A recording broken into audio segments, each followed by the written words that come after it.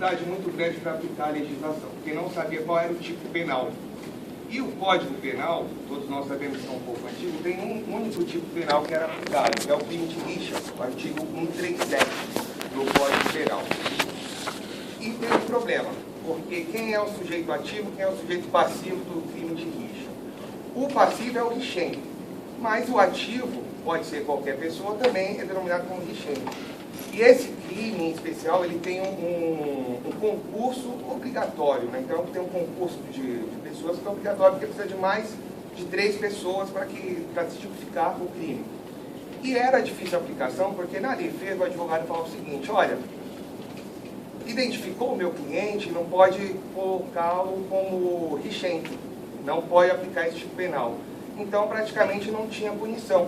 E as pessoas, a sociedade falava: poxa, a pessoa briga, vai para o estádio, destrói o evento esportivo, que faz parte da cultura nacional, e não tem aplicação. Aí o Congresso, infelizmente no nosso país, é verdade, nós sabemos que só se mobiliza quando tem um clamor social, quando tem algum crime, alguma coisa que choca, eles falam: olha, vamos fazer uma legislação assim. Fizeram uma legislação, mas fizeram uma legislação pautada no Código de Defesa do Consumidor. Falaram: vamos criar uma legislação protetiva para o consumidor do evento esportivo.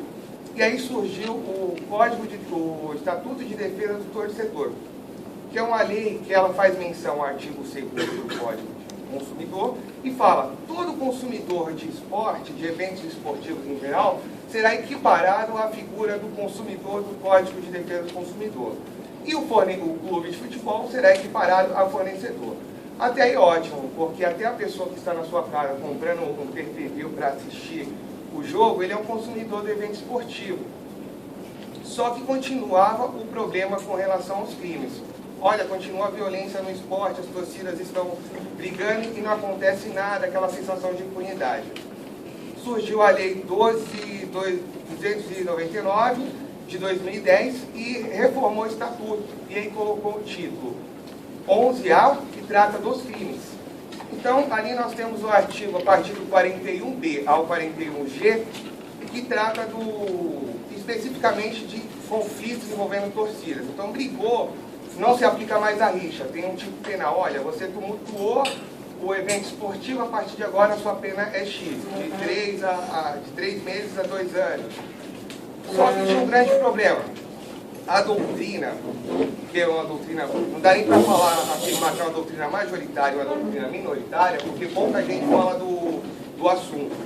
Na casa nós temos o professor Fiorino, que é o coordenador do curso de mestrado, que no livro dele de Direito Ambiental, ele trata um pouco sobre as torcidas. E do outro lado nós temos o sociólogo Maurício Murat, que trata também, mas não tem um especialista tratando do tema. Às vezes, um capítulo em um livro, ele fala alguma coisa. Então não dá para afirmar que nós temos uma doutrina majoritária ou uma doutrina minoritária.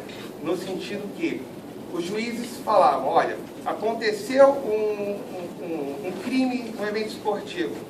Nós vamos aplicar a legislação processual penal e aplicar a justiça estadual comum, ou vamos mandar para o direito esportivo. Que, ao meu ver, é uma discussão que não deve prosperar, não tem agasalho jurídico. E aí ficava essa situação. Alguns juízes entendiam que não, vamos julgar aqui no âmbito da Justiça Comum Estadual, outros entendiam que não, vamos mandar para o desporto lá, que eles que resolvem esse problema.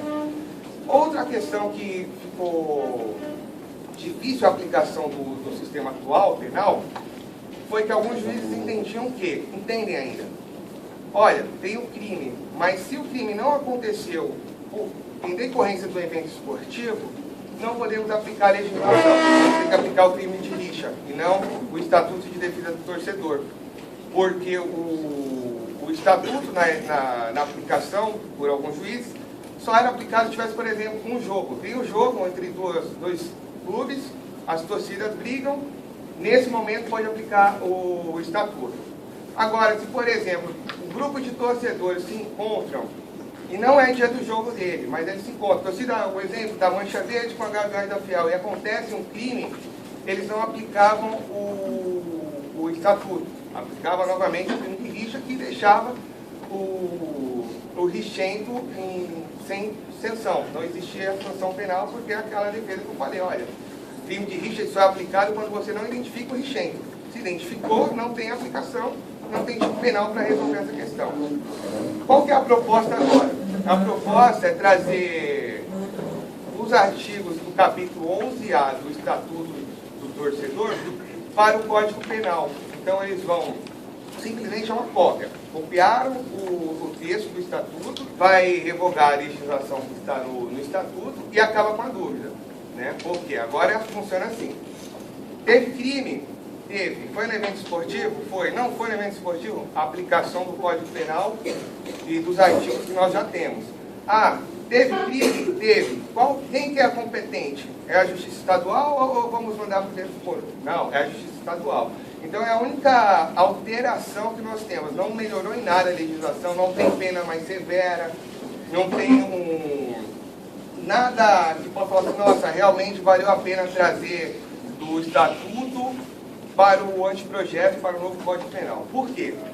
Quando o Estatuto foi criado, ele foi criado para proteger o torcedor, e não para punir. Né? Então ele falou assim, olha, vamos criar uma proteção, e assim como o Código de Defesa do Consumidor e outros institutos, como o ECA, por exemplo, tem sim a parte lá da sanção, dos crimes. Olha, estamos tratando aqui de direitos de fluxos coletivos, então precisamos ter uma sanção para quem violar esse direito. E o Estatuto ele resolve. Então, copiar e trazer para o novo Código Penal, a única justificativa é essa, que acaba com essa discussão. Quem que vai aplicar? Quem é que é o juiz competente? Quem que não é? Né? E as penas são bem severas. Inclusive, uma crítica que eu fiz junto com o professor foi o seguinte: como que pode um cambista ter pena, que está com previsão aí no anteprojeto, de 1 ano a 6 anos, e o furto, que apesar de estar em um outro título, um outro capítulo, que a sociedade reclama bem mais, tem pena a partir de 3 meses. Quer dizer, o furto para o homem médio, quem furta ou quem comete um roubo, ganha assim no 5.5 ou no 5.7, é o ladrão, é a figura do ladrão. Como é que você coloca uma pena dentro do código, um cambista, que pode ser qualquer um, eu tenho um ingresso aqui, eu não vou mais no show, vou vender um ingresso. O cara pegar e falar assim, você vendeu por R$1 a mais, você é cambista. Você vai ficar lá de 1 a 6 anos preso para vender um ingresso. E o cara que furta, o furto simples, ele pode ficar até 3 meses. Aí você fala assim, poxa, não tem um contrassenso, não sei, por que punir tanto no título, no capítulo dos eventos esportivos e nos crimes, por exemplo, um crime de formação de quadrilha, que está no mesmo título dos torcedores, tem sanção mais grande do que quem comete um roubo no evento esportivo. Né? Então, são as críticas que eu trago com relação ao anteprojeto, que eu sou contra a alteração de trazer do Estatuto para o Código Penal. Eu sou contra por esses motivos. Nós já temos uma legislação que funciona, basta aplicação, basta efetivação, que é o que basta para toda a legislação em nosso país. Nós precisamos efetivar as leis já existentes. Acho que criar legislação nova não tem tanta importância assim se nós começássemos a aplicar o que nós já temos. Com relação à questão da violência envolvendo as torcidas, a proposta é simples. Basta o poder público começar a participar com os clubes de futebol e falar, olha, vamos resolver o problema. É fácil resolver. Cria sanção na esfera administrativa para os clubes, porque é fácil. O clube de futebol fala assim, o problema da minha torcida não é o meu, porque eles têm CNPJ, é totalmente independente. Eu não dou dinheiro, eu não dou ingresso. É uma mentira. Eu não tenho relação nenhuma com a torcida. Então, se a torcida brigou, pega o CNPJ da torcida, mete muito na torcida. Que não é. O maior patrimônio do clube é a torcida. Não existe clube nenhum de futebol sem torcida. Você pegar hoje e falar assim, eu quero montar um time. Tem torcida? Tem, vai para frente. Se não tiver torcida, não vai para lugar nenhum. Então, como o maior patrimônio do clube é a torcida, pune. Olha, sua torcida brigou, você vai pagar uma multa de X milhões. Ou vai perder 20 pontos no teu campeonato. O clube vai começar a se preocupar, em parceria com o poder público, melhorando as condições dos estádios, das arenas,